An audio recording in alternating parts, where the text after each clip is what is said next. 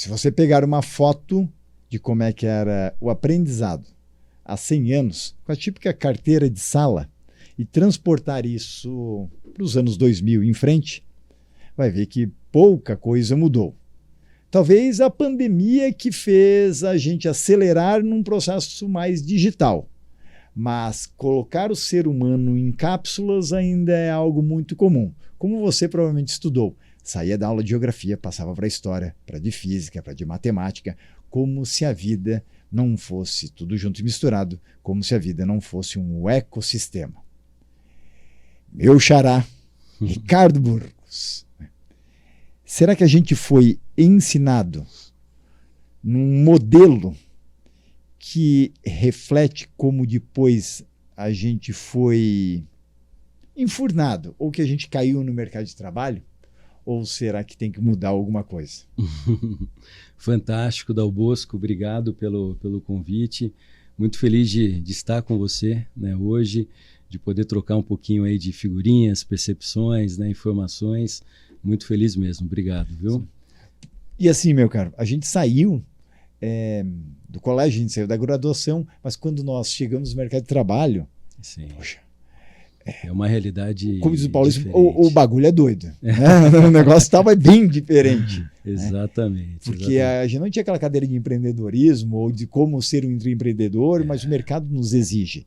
Você Total. teve o mesmo susto? Sim, na realidade é um ponto interessante a gente colocar nesse contexto em perspectiva, né? Somos de gerações aí similares, né? E realmente o que a gente estudou, a forma como a gente se preparou e a gente chega no mercado de trabalho, existe realmente um choque grande. Isso já existia, né? Passou a existir com o passar dos anos ainda mais. E você tocou num ponto, Dal Bosco, que ele é fundamental, a pandemia. A pandemia ela mudou a dinâmica, né? A rotina do mercado de trabalho de uma maneira muito forte, porque nós vivemos aí 3 anos e meio com uma anormalidade muito grande, né? Então muita gente empreendeu, mudou de carreira, desafiou princípios, desafiou o propósito de vida, né? E você dentro de uma área que foi o foco, né? No período da pandemia, dentro da área da saúde. Realmente não lhe invejo em nenhum aspecto, principalmente esse, meu caro. Eu costumo dizer, Dal Bosco, e quem nos acompanha, né, ou vai nos acompanhar aí nessa hora aqui fantástica juntos, que assim, ainda vai levar um tempinho para nós compreendermos o que nós passamos e vivemos enquanto sociedade durante a pandemia, né? Na nossa organização, que é uma organização presente na saúde como um todo, né? Estamos em hospitais, obviamente com planos médicos, né, seguros e tal, resgate, home care, enfim, onde você imaginar, clínicas de oncologia, oftalmologia, e realmente é uma presença muito, muito complexa. A gente tem uma série de fóruns, né, internos na empresa, e é comum, a gente para analisar um pouco do que a gente viveu juntos, né, o que a gente passou, literalmente uma guerra, né? E realmente ficam resquícios em saúde mental, né, que a gente lida até hoje, né, colocando as nossas pessoas no centro de tudo, e nós somos uma demonstração da sociedade, né? Todos nós passamos por isso em mais ou menos escala, mas realmente isso mudou, colocou uma perspectiva diferente para o mundo do trabalho, né? Sem sombra de dúvidas. Agora, Burgos, no próprio aspecto de ser visto como um líder, porque há 20 anos a gente falava que tinha chefe, ou éramos chefe. Há 15, 10 anos o cenário mudou em termos de palavra. Chefe não faz mais sentido, o chique é ser gestor. Era capa de revista. E hoje, quando a gente fala em ser gestor, parece que não é o suficiente. Hoje a palavra da moda é ser um líder. Liderança. Né? Líder, ou que o brasileiro tem a capacidade de distorcer muito, é o head disso, head daquilo, etc. e tal. Né? C-level, né? As letras e tal, sem dúvida. Só que muitos, né, de nós, eu digo nós aqui como executivos, executivas, conselheiros, conselheiras, podemos ser de fato um C-level também, mas poucos são líderes. E líderes aqui no sentido não de se autodenominar, não de ser um cargo, mas sim ser reconhecido como tal. Sim. você é um profissional que veio numa transição de Y para X, né, geração, sim. mas hoje tem dentro do seu período laboral 4, 5 gerações diferentes.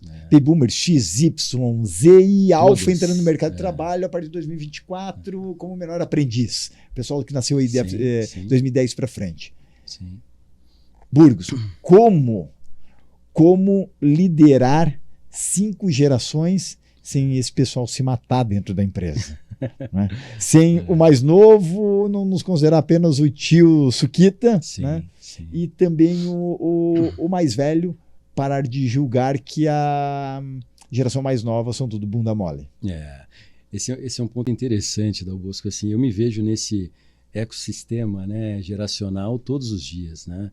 Desde uma reunião com os estagiários, aprendizes, até uma reunião com uma liderança mais sênior, né, os médicos dentro da empresa e tal, que já além do aspecto geracional tem o aspecto da profissão, né, todo o envolto de ser médico e tal, em uma geração no qual o mundo era diferente, né? E um agravante, o médico não veio da área de exatas e muitas vezes num ramo corporativo. Gestão. Tem determinadas dificuldades, né? Em grande parte. Sim, desafios, né? Mas eu vejo assim, eu sempre costumo dizer nos fóruns, né, internos, a gente vai falar um pouquinho mais para frente desse bate-bola. Eu tenho uma escola no esporte, né, no futebol e tal. Futebol foi uma escola da vida para mim, ensinou muita coisa, mas entre elas eu procuro trazer um pouco para os nossos times dentro da organização, até para o mercado, quando a gente tem oportunidades de troca, que o trabalho de ser humano está muito em falta. Né? E aí está totalmente conexo com a tua pergunta sobre liderança, né? Que a liderança a gente não impõe, né? Você ser seguido, você conseguir liderar por influência sem ter hierarquia, né? Tudo isso é muito difícil. Mas acho que entra um pouco, a gente comenta essa parte de soft skills, agora power skills, né? Essa parte do intangível, das competências interrelacionais e tal. Isso ganha uma importância assim, fundamental para que você possa exercer, né, o seu tecnicismo, o seu conhecimento técnico de uma maneira que dê resultado. E como eu aumento minha potência dentro disso. O alcance disso, né? Então eu vejo, a gente costuma bater muito, muito nessa tecla, a importância assim da empatia, né? Você entender que, poxa, para eu sincronizar, né, uma conversa com um aprendiz, eu conseguir chamar a atenção dele, vai ser diferente de um líder que, poxa, já tem uma super experiência, tem ciclos de vida, né, uma rodagem muito maior e tal. Então, acho que ter essa empatia mínima, né, de saber se colocar no lugar do outro, ou a compaixão, sentir, né, inclusive é um valor da nossa organização, a compaixão dentro da saúde, né, muito, muito importante, mas saber realmente sintonizar e sincronizar com essas diferentes realidades que né, convivem dentro de um ambiente organizacional é fundamental para que a liderança exista e seja percebida, né? E dentro de um universo que envolve tanta paixão que é o futebol, como de fato liderar de uma forma estratégica para que haja sustentabilidade dentro de um recanto um tanto emocional? O que o futebol então, te ensinou com relação a isso? Dal Bosco, é muito interessante isso. Eu costumo dialogar muito com meu filho, né? Minha filha nessa linha também, porque assim, eu tive uma oportunidade difícil crescendo, né? Eu não conseguia perceber tanto o valor, e hoje olhando para trás eu dou um valor incrível, porque eu morei em vários estados, né? Aqui no Brasil, o trabalho do meu pai e tal, e a gente não só teve a oportunidade de conhecer diferentes culturas, como encontrar formas de você, né, penetrar naquela bolha, de você conseguir se sentir não só acolhido, mas minimamente respeitado, né? E foi interessante que o futebol foi um elemento de quebra, né? De eu conseguir realmente entrar, né, em grupos que eu não entraria, de conseguir me conectar com todas as classes sociais naquele ambiente que já era diferente do meu, né? Nós saímos do interior de São Paulo e, enfim, passamos pela capital, aí Minas, Rio Grande do Sul, né? Enfim, realidades diferentes dentro do Brasil. Mas o futebol me ensinou muita coisa que não deve ser feita, né? Na vida e na carreira, né? E muita coisa que precisa ser feita, né? Então, o respeito, o olho no olho, né? O coleguismo, a colaboração, A gente sempre comenta uma frase, né, super famosa e batida, né, do Michael Jordan, né, enfim, que dispensa apresentações, mas que ele fala, né, que talento ganha jogo e time ganha campeonato. Né? É muito isso, né? As empresas a gente vê muitas vezes, né, o C-level, o diretor, aquela pessoa que tem a alcunha, né? Não, eu faço, eu sou, eu decido, e não. Você não vai conseguir ganhar aquele campeonato, ter uma performance sustentável, né, no longo prazo se você não tiver time. Então, acho que o esporte ele ensina demais, ele é fundamental para a formação da personalidade e para a carreira, não tenho a menor dúvida, viu, Dal Bosco? Burgos, vocês foram praticamente nômades. É. Já os seus filhos, hoje em dia, têm um ambiente social que também fala em nomadismo, mas um nômade digital.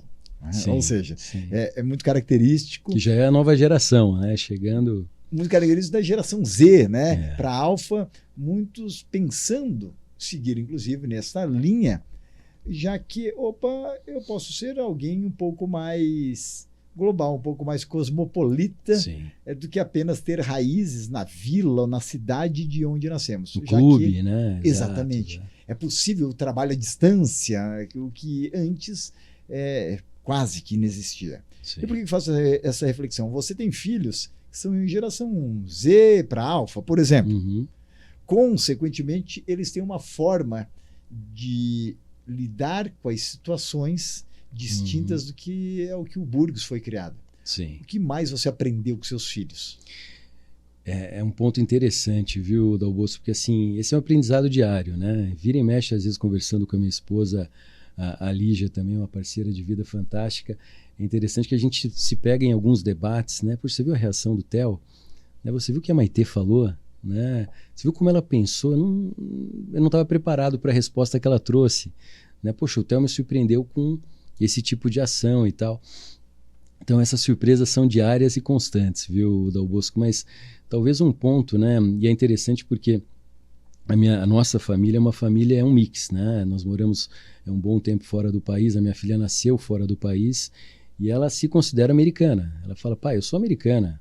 Copa do Mundo feminina, com 9 anos eu estou torcendo para os Estados Unidos, torço para o Brasil e tal. Mas é bacana ver um pouquinho o espectro, né? E a gente sempre que tem a oportunidade, obviamente a pandemia restringiu isso, né, por um bom tempo, mas a gente viaja, né, e tenta expor o mundo, tenta fazê-los de alguma maneira, né, olhar, né, o mundo, as diferentes realidades de uma maneira realmente distinta, né, com uma lente diferente da que eles têm. Sem tantos preconceitos como as nossas gerações foram criadas. E que é natural, Dal Bosco, quando a gente tem esses silos, né, poxa, é o clube, é a cidade, é o estado que você vive, é o colégio que você sempre frequentou e tal. É o bairrismo. É natural que você saia um pouco moldado, inclusive, né, suas atitudes, o teu modelo de pensar, de agir, de reagir. É o show de Truman. Exato. Aquele é o meu mundo, parece perfeito até o momento que eu vejo que tem uma porta no final e, cara... E hoje, obviamente, quando a gente para analisar um pouco e fazer um assessment de tudo isso, a gente vê que a zona de conforto ela tem uma definição que passa por isso. Né? Passa por eu, conhecer o meu caminho, eu sentar do lado daquela pessoa, isso na escola ou no trabalho, né? Sentar próximo daquela pessoa e, enfim, ir naquele horário no refeitório e tal. E a gente tem, acho que, uma grande missão que é desconstruir um pouco isso, né? Porque quando a gente desconstrói, você se abre para o novo, você testa novas experiências, você literalmente se abre para novos relacionamentos, né? Então, até por ser da área de humanas e trabalhar realmente com pessoas, é algo que eu procuro exercer. Tem dia que eu estou um pouco mais introspectivo e faço isso, eu ia chegar nos filhos, né? Procuro fazer com que eles tenham também essa mentalidade aberta de, poxa, eu não estou num dia tão, né, extrovertido, querendo tanto bate-papo. Pô, força um pouquinho. Né? Sai, conversa, fala com a professora, né? Fala com um coleguinha que geralmente você não tem tanto contato. No esporte, procura aquele amigo que você não tem tanta afinidade e tal, para que dessa maneira você mantenha sempre um flanco aí aberto de relacionamento, porque isso vai ajudar demais na vida, né? Não tenho dúvida. Ricardo, você, ou sozinho ou com a família, rodou vários estados no Brasil e vários locais pelo mundo. Sim. Seja negócio, seja turismo. Sim. Mas qual é um cantinho no mundo, uma cidade, uma localidade que você mais se identificou até hoje? E se isso aconteceu, né? Se existiu, de certa maneira, até uma compaixão, né? Por aquelas pessoas ou por aquele local, é porque tem um pouco do Ricardo Burgos lá também, talvez em termos de valores. Sim, sim. Existe esse local? Existe Dal Bosco. Bom, é bom que a gente não tem combinação nenhuma de pergunta, então tudo é ao vivo aqui. Exatamente. Né?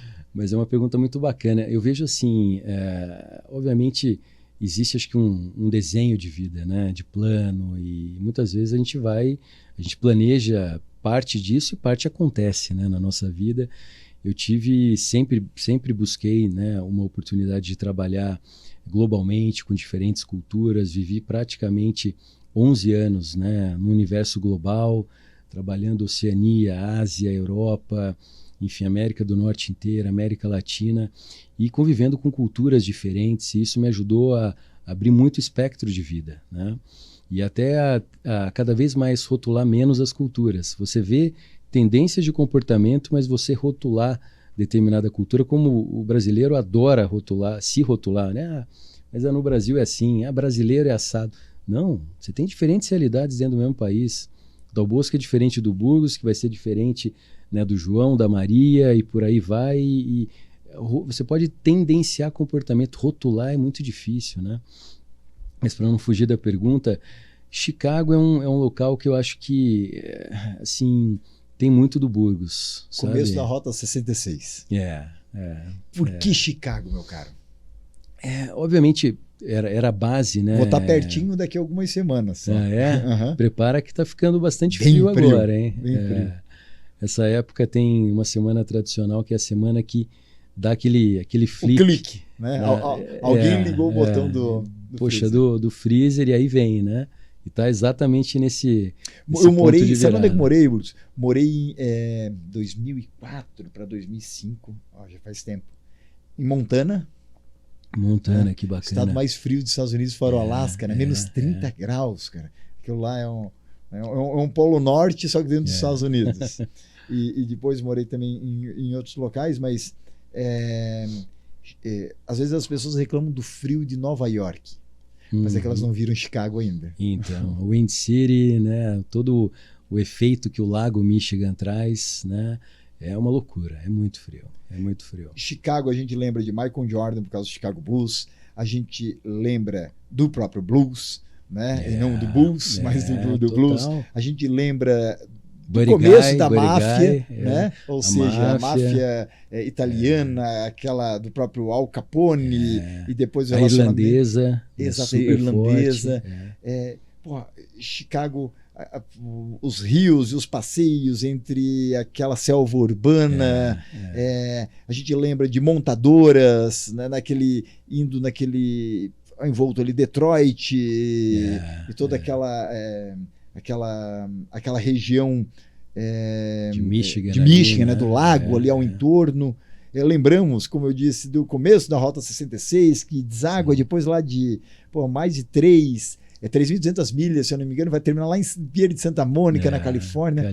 Mas, se da pergunta que eu fiz aqui, e você é um cara que conhece muitos continentes, veio Chicago, certamente não é só pela questão visual. Não. Porque o cenário da Nova Zelândia, do Senhor dos Anéis, talvez seja encantador na memória do Burgos. Auckland, exato. Entre várias outras. Mas então por que Chicago, camarada? Então, é interessante. Chicago foi uma cidade que, obviamente, era a base, né, global da empresa e tal, e eu já tinha ido a trabalho algumas vezes, né? Mas foi muito interessante que quando a primeira vez que eu fui, e a minha esposa também, ela sempre teve o sonho de morar em Chicago. Ela tinha uma carreira também fantástica, ela muito próxima de ir para a Holanda, eu próximo de ir para os Estados Unidos, e deu certo, né? Viabilizou primeiro aí a oportunidade nos Estados Unidos. Mas assim que eu falei Chicago, os dois falaram, é a nossa cidade, né? E foi muito interessante porque Chicago é uma cidade que faz um balance, né, um equilíbrio muito interessante entre o trabalho forte, nesse lado do work ethics e tudo mais, e o lado de curtir a vida, né, o lado do equilíbrio, porque... Diferente do nova-iorquino. Chicago, poxa, o verão de Chicago, você se sente no Rio de Janeiro, em Miami, aquela orla, praia praticamente, né? O público não é tão tenso Não, como o nova-iorquino típico, por exemplo. Exato, e você tem, né, uma cidade recheada com todos as principais modalidades de esporte dos Estados Unidos. Então você tem hóquei, você tem futebol americano, você tem basquete, você tem o futebol nosso, né, o soccer, o beisebol, você tem tudo. Então você tem muita atividade, uma cidade culturalmente muito rica, né? O Lollapalooza começou por lá e tal. Festival de música, você mencionou o blues, né? O Buddy Guy, a gente era... O dia que ele estava no bar dele em janeiro, que era sempre surpresa, a gente tentando acertar o dia para estar lá e tal. Bater a agenda. Inclusive, ele abençoou a Maitê, a minha filha na barriga da minha esposa. Foi muito bacana. Um dia que ele apareceu, um domingo à noite, né? Era sempre, ainda é surpresa, né? E foi muito bacana. E aí ele abençoou a Maitê, tal, com a guitarra. Foi muito legal. Então, Chicago traz isso, traz a história, né? Muitas culturas diferentes, irlandeses, italianos, croatas, tem uma comunidade realmente latinos, muitos mexicanos. Essa eu não sabia, Burgos. Tem uma comunidade bem rica de outros países aí, de diferentes lugares do mundo. Então Chicago, ele não tem, né, obviamente não é igual a Nova York, todo mundo está de passagem, né, mas Chicago é uma cidade que ela reúne, sabe, elementos aí como poucas no mundo, além de ser linda, né? Eu costumo dizer que e faz parte da minha história profissional, mas meu primeiro emprego formal foi nos Estados Unidos. Tá. E eu digo que ajudou muito numa escola que eu já vinha. Parte da descendência alemã, né? Parte da formação militar, pai militar, entre várias pessoas dentro da família. Então a disciplina não é uma opção, é uma regra. Uma regra. Mas ter a escola americana de processos, né, algo que tipicamente o brasileiro deixa a desejar dentro desse aspecto, né? Não é uma característica empreendedora processual, tá? Sim. É muito forte em criatividade, vamos dando um jeitinho e vamos fazer acontecer. O relacional. Muito é a fé e a esperança que aquilo se resolva. O americano tem uma visão tão diferente. Mas agora, na sua visão, o que a escola americana de trabalho, né, me ensinou? Excelente pergunta, Dalbosco. Não foi raro, né, eu me pegar literalmente nessas viagens, né, longas e tal, sempre com um caderninho anotando, colocando alguns pontos ali de, poxa, isso foi novo para mim, né, e tudo mais, mas eu vou até ilustrar, né, essa resposta, Dalbosco, com um case muito interessante. Quando eu estava para ser expatriado, né, por um contexto muito bacana, a Scholle Corporation, uma empresa norte-americana que eu fiquei 15 anos, tenho o maior orgulho de ter trabalhado nessa empresa, mas foi muito interessante que um líder sênior naquele tempo, ele falou: Burgos, isso que vocês fazem no Brasil, que está super bacana, dá certo no Brasil. Não vai dar certo nos Estados Unidos. Eu virei e falei, o nome dele Scott, né? Scott Cameron, que eu tenho o maior prazer. Para variar, mais um Scott, né, nos Estados Unidos. Mais um. Mas eu falei para ele, não só dá certo, né, que era um programa muito de ownership, né, de trazer o senso de propriedade do resultado para a galera que está operando na fábrica e tal. E um trabalho de engajamento, né? E eu falei, isso vai dar certo. E ele falou, então tá, se der certo no interior dos Estados Unidos, uma planta em Chilhowie, no interior ali, lá com os Mormons, Virgínia, Tennessee, assim, é isso aí. A cultura se essa galera comprar com uma língua, né, um accent diferente, por mais que nós, né, façamos o melhor para falar o inglês, não é o inglês nativo e você tem diferentes tons e accents, né, dentro dos Estados Unidos, enfim. E uma área muito, sabe, racista, com barreiras assim extremamente grandes para o norte-americano. E uma fábrica que operava muito bem. Enfim, longa história curta, não só implementamos lá e na Austrália, então eram dois extremos, né? E os dois projetos tiveram um êxito muito grande. E por que eu digo isso? Porque foi exatamente um mix do processo, né? Porque o próprio clima, ele traz um comportamento diferente para o norte-americano, ele tem que se planejar. Ele tem que conseguir ter o mantimento, ele tem que conseguir trabalhar, né, dependendo da profissão, você não pode trabalhar o ano inteiro, você tem que mudar de profissão em parte do ano e tal. Então esse planning, esse lado processual é muito mais avançado e aí traz para a indústria, traz para outros segmentos, o automobilístico, né, um super exemplo com Lean, né, Sigma que veio também para o Ocidente de uma maneira muito forte, mas realmente é uma escola muito mais drivada para o horário, para você respeitar o horário, você respeitar etapas de um processo, né, gestão de projetos e tudo mais. Então, realmente, assim, foi um choque para mim no início, que eu tinha muito mais esse lado da flexibilidade e tal, e eu identifiquei isso em mim, eu preciso melhorar nisso. E quando talvez você trouxe isso depois para a liderança de equipes brasileiras, muito, tem gente que se espanta. Muito, da disciplina de chegar, por exemplo, numa reunião com uma apresentação e tal, e falar, pessoal, desculpa, estou 1 minuto e meio atrasado, não iria mudar o resultado daquela reunião, mas você passa uma mensagem de seriedade quanto ao horário, né? Tem pessoas que estão te esperando naquele horário para... E o outro não merece aquele desrespeito. Exato. Que os outros, né? Algo, Burgos, que eu noto muito aqui no Brasil é... o meu horário é mais importante que o outro. Começa o desrespeito aí. Sim, entendeu assim? Sim. Segundo, é no sentido de que... Não, espera lá. O outro ele pode dar um jeitinho e deixar para depois. Yeah. Mas eu tenho que resolver o meu agora. Então, a falta de senso de comunidade, né, aqui nesse aspecto, e comunidade de negócio, comunidade de que, caramba, a minha desorganização, a minha urgência não pode afetar o trabalho do outro. Sem dúvida. E aqui no país é como se a desorganização do outro sempre pode afetar a sua rotina, todo mundo quer o urgente, mas será que é urgente mesmo por causa de um imprevisto? Ou é urgente porque o outro lado frequentemente está desorganizado e toca em cima da sua mesa para resolver algo que ele não foi competente e capaz de assumir a bronca? Em grande parte é o segundo contexto. Exatamente. Viu, Bosco? É isso que eu fico indignado aqui. O urgente das pessoas, geralmente, é eles querendo sanar algo que eles não se organizaram. Esses dias esse ano eu fui dar uma palestra no Japão em um seminário.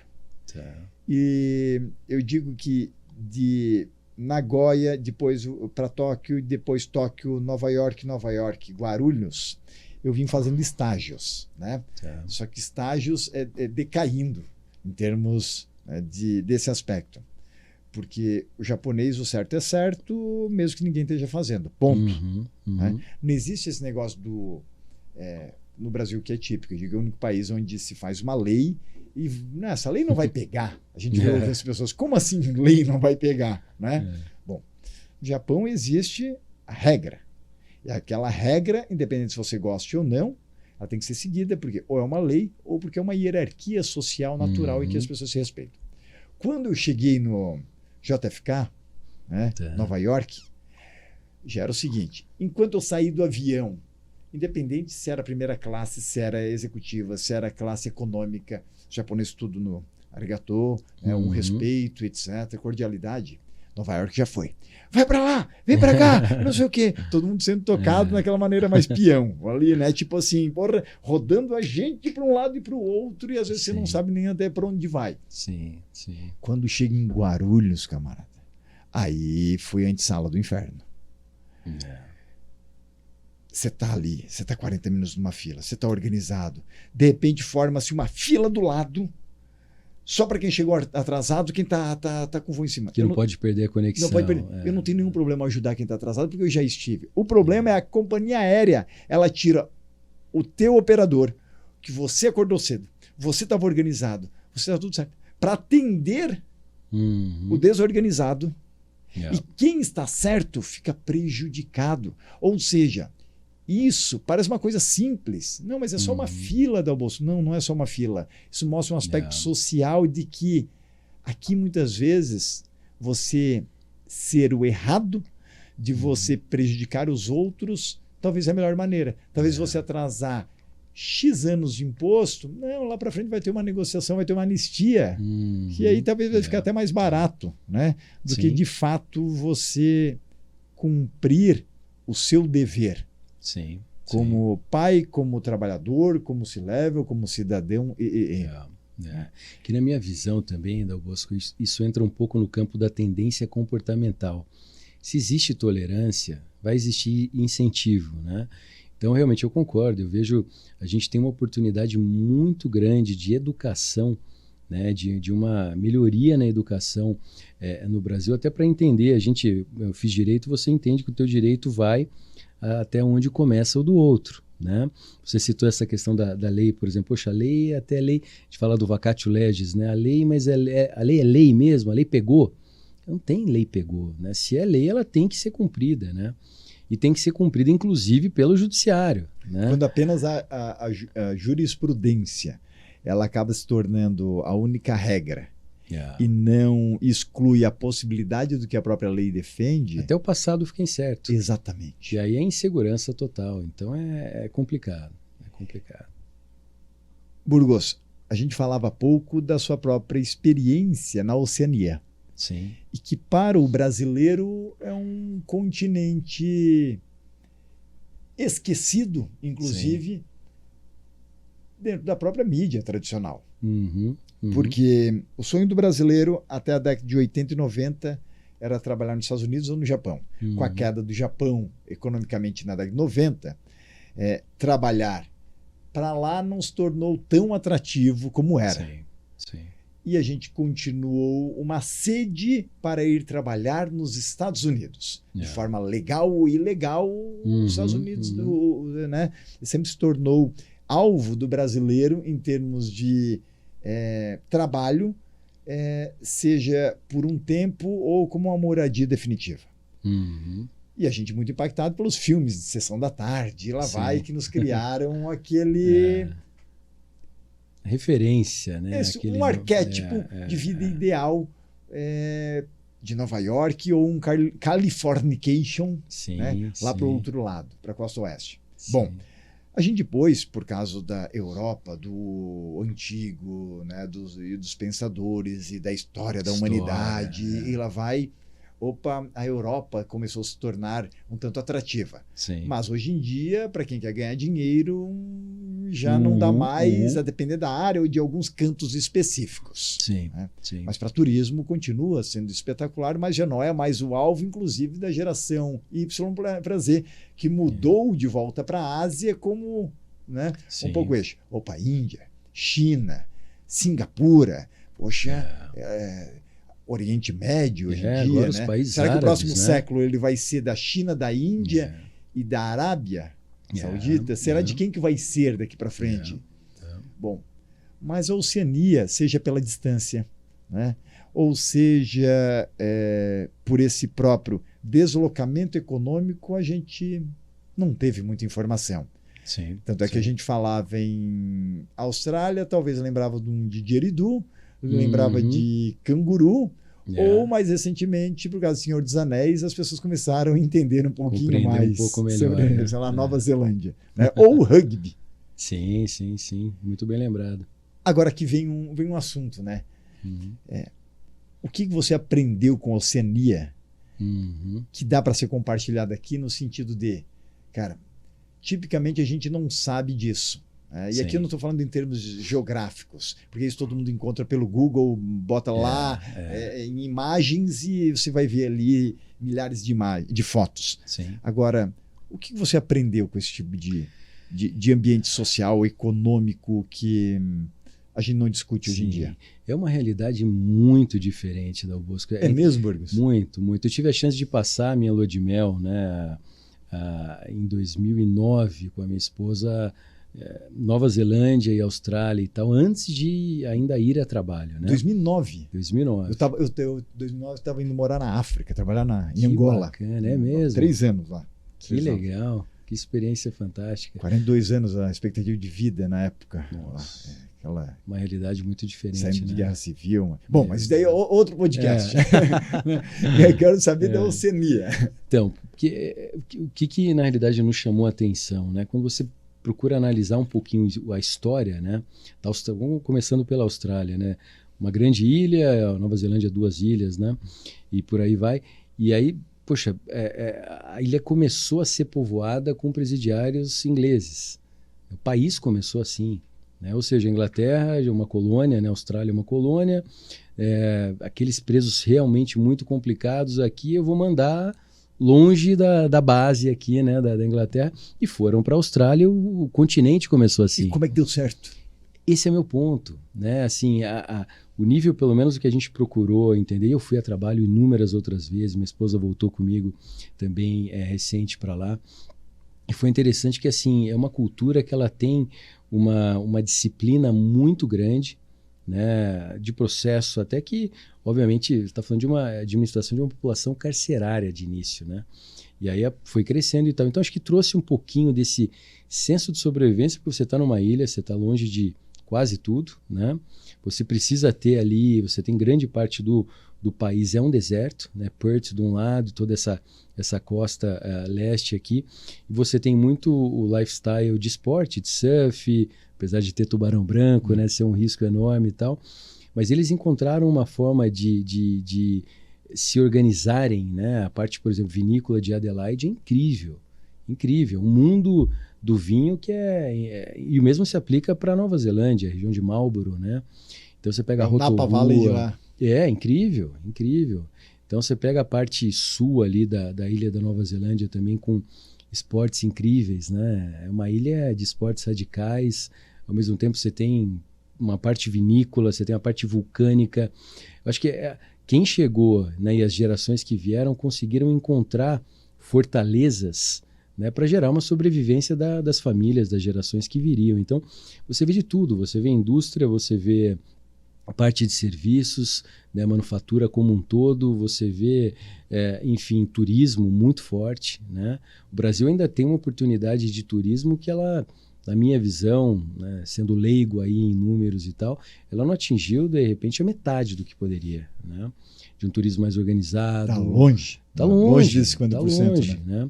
E a Austrália e a Nova Zelândia já tem, acho que, esse nível bem mais avançado de preparo, né? De acolhimento. É o turismo profissional, de fato. Muito, muito. Então, acho que esse é um ponto interessante, observar como essas gerações que foram para lá conseguiram, com adversidades, enfim, os aborígenas, né? Não, mesmo os índios aqui do Brasil, os aborígenas na Austrália e tal, como realmente o país conseguiu se desenvolver, né, de uma maneira incrível, né, atingir os níveis aí de primeiro mundo, né, quando se comparam com outras realidades aí pelo mundo, e a gente ainda não, né? A gente ainda com uma oportunidade muito grande, né?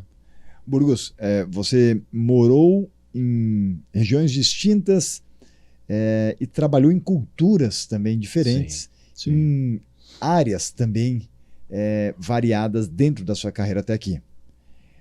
Se você pode dar uma mensagem então agora para quem está começando sua jornada profissional, seja ela acadêmica, porque hoje em dia a percepção do jovem já é diferente, né? Opa, Sim. Talvez nem faculdade eu preciso fazer, já que o canudo não é mais tanto um diferencial competitivo, garantia, né? Nenhuma garantia. E o que nós escolhíamos para fazer em graduação, a gente olhava para frente, meus próximos 40 anos eu vou ter que fazer isto.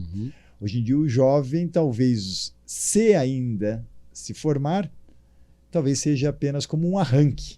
Sim. É apenas mais um estudo da vida num processo de que, talvez essa minha graduação sirva para os 3, 5 primeiros anos, mas dificilmente, principalmente num mundo VUCA e BANI, será o que ele vai exercer até os seus 60, 70 anos. Ainda mais com o dinamismo da mudança de profissões, se a gente projeta para 2030, 2040, mais 60% do que existe hoje já não vai mais existir também. Então, quem dirá daqui 4, 5 décadas? Se você pode dar uma mensagem para esse Z, para esse alfa, em termos de, cara, atente-se a essa região do planeta, atente-se a essa cultura, atente-se a esse negócio, porque você tem que estar próximo ao que acontece por lá, porque aquilo vai ditar a regra de muitos negócios econômicos e até sociais daqui para frente. Qual o local ou qual segmento seria esse? Pergunta muito difícil, viu, Dal Bosco? Eu vejo os países e os business têm diferentes realidades, né? é difícil você cravar. Vou só citar um parênteses aqui, eu voltei da Copa do Mundo com a minha família, né? Eu sigo o Brasil, sou apaixonado pelo Brasil, fui para todas as últimas Copas do Mundo e dessa vez com a família e tal. E conheci uma parte do mundo que eu não conhecia, que é o Catar, né? Conheci ali a região de Dubai, os Emirados e tal. Não tive a chance de ir para a Arábia, mas tenho certeza que é um mundo muito diferente do que eu imaginava, né? E com certeza é algo ali diferente que está acontecendo, e a gente acompanha até com a digitalização, né? Essas realidades aí, essas novidades. E a própria islamização do Ocidente que está acontecendo muito forte. Excelente ponto. É muito, muito importante. Mas eu vejo assim, até a minha experiência de Índia, de China, de trabalhar Rússia e tudo mais, a gente tem realidades muito diferentes. E tem coisas boas e disruptivas acontecendo no mundo como um todo, né? Eu ainda vejo, e não puxando para nós brasileiros, mas eu vejo uma oportunidade enorme no Brasil. Enorme no Brasil. O Brasil é um país populoso, com carências importantes, inclusive em infraestrutura, que demandam investimento. O Brasil é um país em que, pese todas as nossas dificuldades, que ele está alheio, né, a conflitos bélicos, ele é um país receptivo pela tendência comportamental do brasileiro, e ele é um país que toda empresa grande precisa estar, né, até para você, uma empresa que quer ser global, né?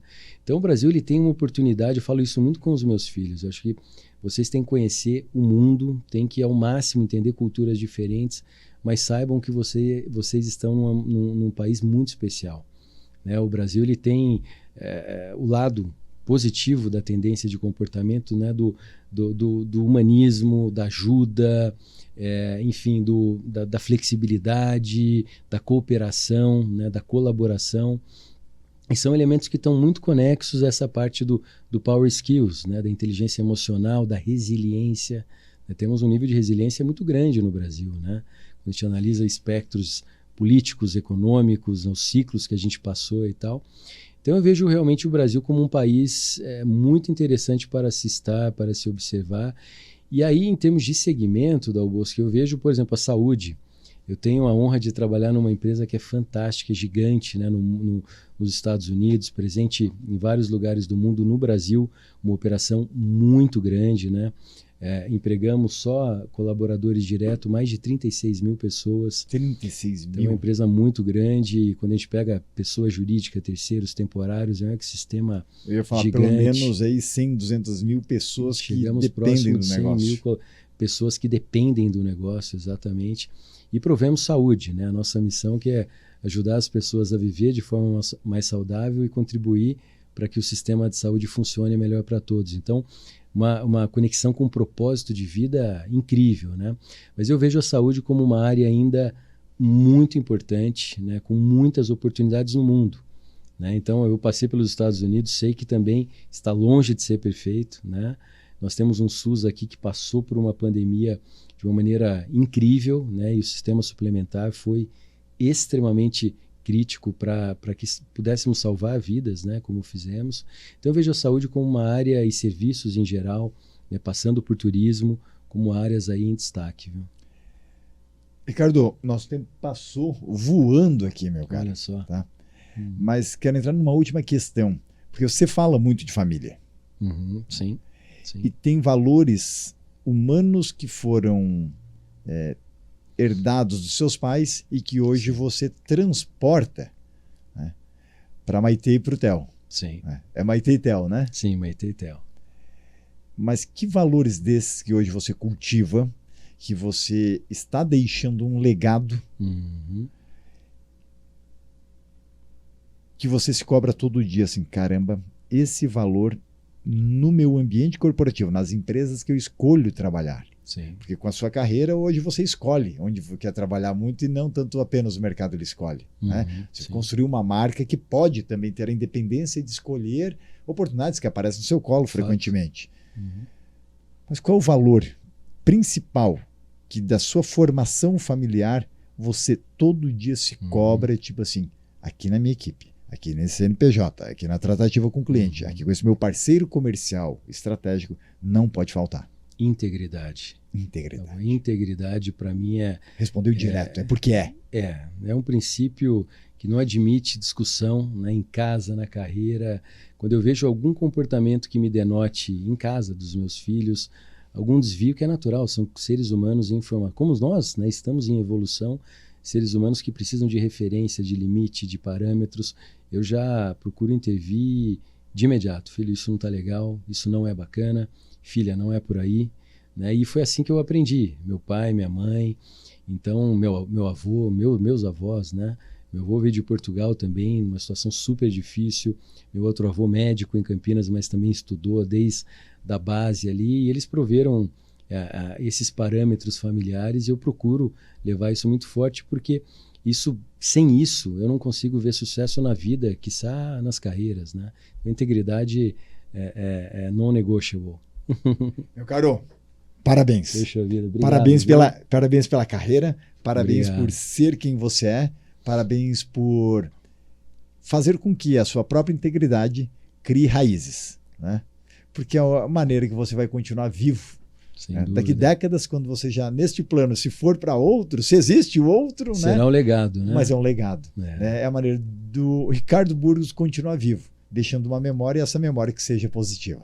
Fantástico. Queria te agradecer demais, Dal Bosco, foi incrível, realmente o tempo passou voando aí, né? E foi muito bom. Espero que seja só o primeiro. Estamos juntos. Estamos juntos.